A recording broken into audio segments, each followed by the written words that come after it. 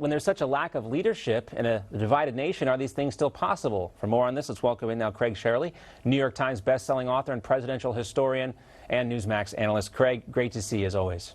Good to see you, John. Thank you. All right, so public health, public roads and bridges, public works, infrastructure. I used to sit next to a news anchor named Tom Campbell at my first job, and he would read my scripts. He'd be like, John, infrastructure is not a real word. They're called roads and bridges, but public utilities, things like that. Can we still do this stuff? I mean, our infrastructure is rotting.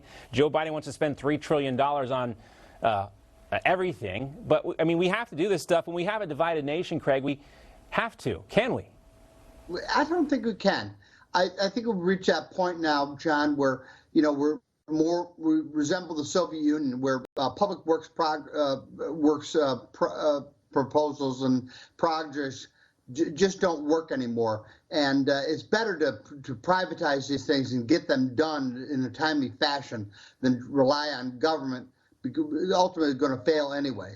Well, Craig, did anyone say Eisenhower's plans to come up with the interstate highway system, did they politicize that? I mean, I think everybody understood the need to be able to transport military equipment around the country. You know, when the airwaves were created by the government, that was an emergency response system in case of a nuclear disaster or something like that. You know, was that politicized in the early days? Why do we need an emergency response system? That's the Democrats trying to push their message, or Republicans, whatever.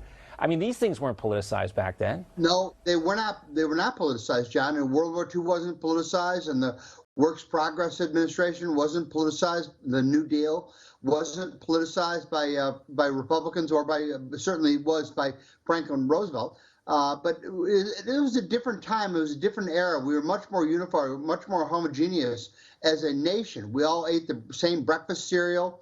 We all listened to the same radio stations. We all read the same newspapers.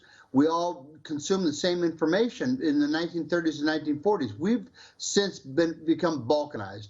We're much more divided today than we were ever in our history before. And we're suffering the consequence. It's down to roads and bridges being politicized and vaccines being politicized. Jonathan Salk didn't politicize it when he went on CBS radio to announce that the breakthrough in the polio virus that saved millions of people. But today's vaccines are being politicized. It's, you know, Trump is responsible. No, he's irresponsible. Biden's responsible. No, he's irresponsible. There's always finger pointing in this day and age. There's always politicized, and it didn't used to be that way. Yeah, well, it's a shame, and it's, you know, quaint to think about the Norman Rockwell days and sitting around the radio and listening to Jonas Salk talking about the polio vaccine. But I think at the same time, it's important to remember that we still benefit from the polio vaccine, and we can just turn the volume down on the politicization. Sometimes we'll all be a little bit better off. Great to see you. Much better off. Great to see you, Craig. If we didn't politicize everything all the time. We do. It's a shame. Great to see you, Craig. And I understand this is a political talk show, more or less, but we're professionals, right? Leave it up to the professionals. That's correct. That's right. Great to see you, Craig. All right, we'll be right back with a special look at what's going away from us here at Newsmax TV. Stick around.